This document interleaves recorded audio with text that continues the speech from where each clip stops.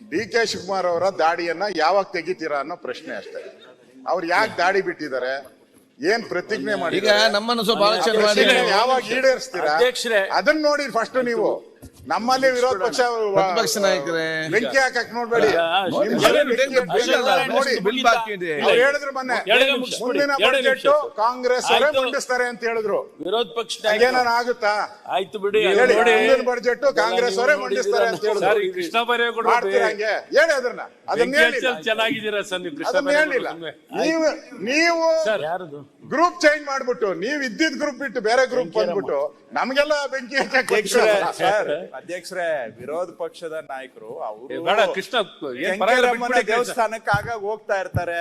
Next ಹೋಗೋವರೆಗೂ ದಾಡಿ ಬಿಡ್ತಾರೆ, ಹೋದಾಗಿದ್ದೇನ ದಾಡಿ ತೆಗಿತಾರೆ. ಈಗ ಅವರು ನಿಮ್ಮನ್ನ ವಿರೋಧ ಪಕ್ಷದ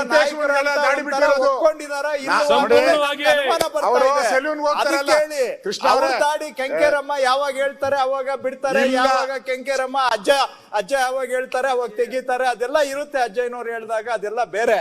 ಈಗ ನಿಮ್ಮದು ವಿಷಯ ಇಲ್ಲಿ ಇರೋದು ಅವರು ಮಾಡ್ತಾ ಇದ್ದಾರೆ. ನಿಮಗೆ ಟಾರ್ಗೆಟ್ ಮಾಡ್ತಾರೆ. ನಿಮ್ ಮೆಂಬರ್ಸ್ ಕೂಡ ಯಾರು ನಿಮಗೆ ಸಪೋರ್ಟ್ ಇಲ್ಲ. ಯಾಕೆ ಹಿಂಗಾಯ್ತು ಅಂತ ನೀವು ದೂರ ಇದ್ದೀರಾ, ನಾನ್ ಸ್ವಲ್ಪ ಹತ್ರ ಇದ್ದೀನಿ. DK ಶಿವಕುಮಾರ್ ಅವ್ರಿಗೆ ಹತ್ರ ಇದ್ದೀನಿ.